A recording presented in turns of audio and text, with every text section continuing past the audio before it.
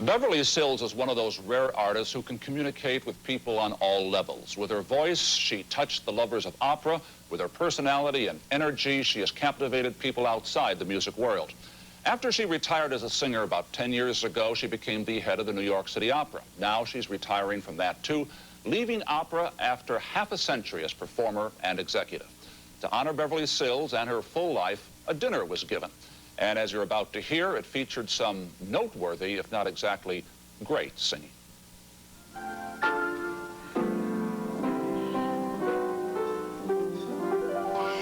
B is for the beauty of your soul, dear. E, your effervescence, charm, and wit.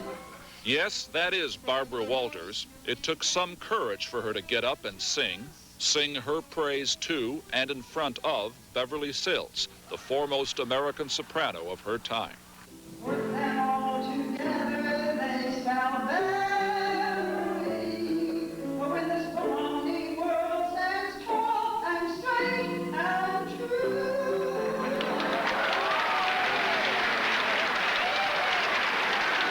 This dinner was a tribute to Sills, who has spent 50 of her 59 years in opera as performer and impresario. It's not easy to call it quits when you're at the top. I have always prided myself on knowing when to get out. I retired from singing when I was still the highest paid opera singer in the world and was still at the top of my field. And I feel now that it is very important to me to leave while people are still saying it's too soon, rather than when is that woman ever going to leave.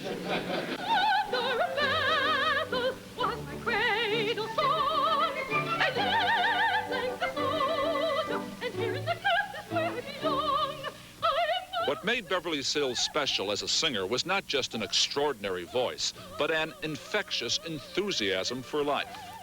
I just never lost my excitement about getting on the stage to perform.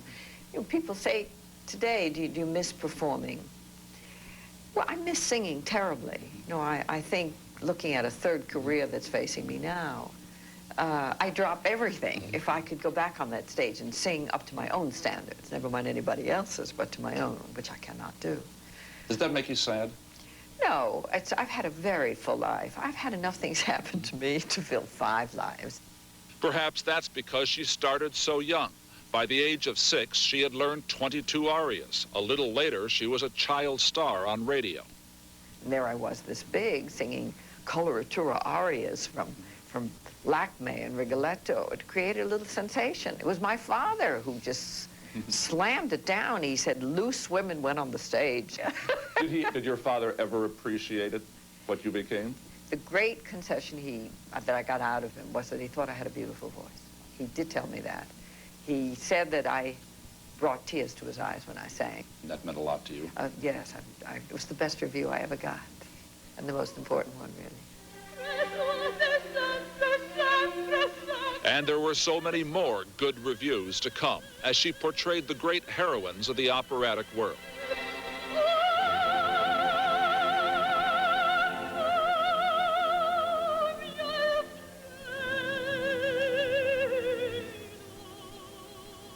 La Traviata.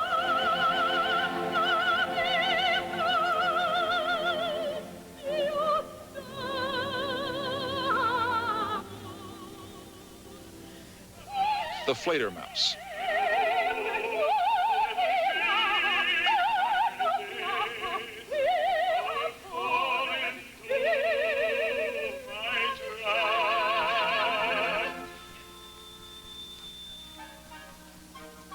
Is there any particular moment or particular part of that career which sticks with you in your memory that you cherish particularly? There were 2 moments. One was at the end of the 2nd act of Julius Caesar. It was an aria called Se Pietà.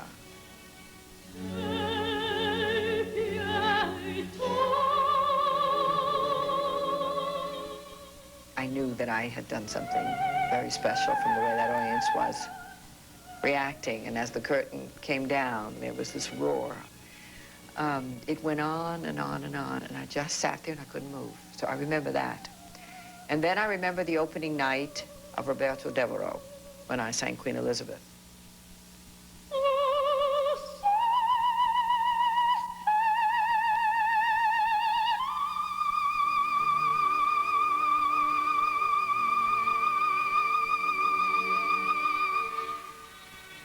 I walked off the stage and I said, I have never sung like that in my whole life, and I will never sing like that again. And I never did. When you stopped singing, you became an administrator, a director, a general manager, an impresario. A mother. A mother to a lot of people. You see, when I was singing, I used to get up in the morning and I had one pair of vocal cords to check, and they were my own. And generally, they behaved exactly as I wanted them to behave. When I walked in, I became the mother to about 250 pairs of vocal cords, all of which were slightly crazy, a little erratic.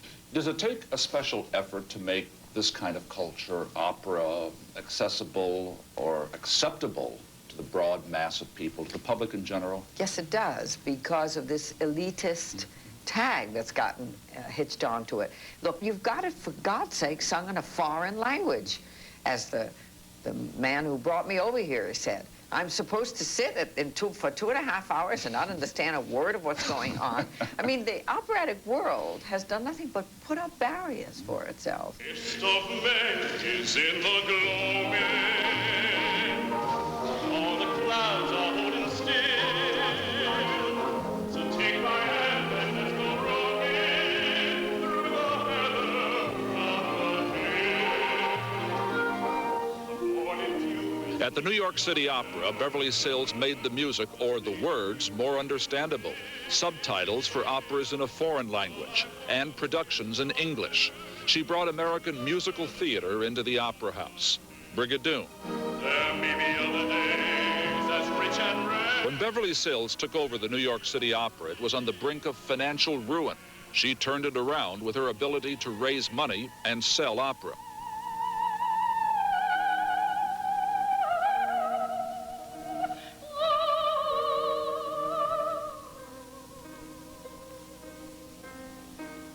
It is one thing to measure a person's life on stage as singer and director, but there is the other part, the private part.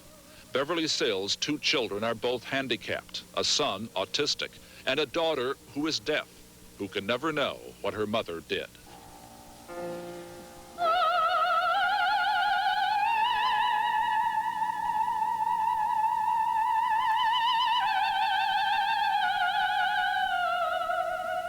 Does she understand what singing is? No, I don't think so.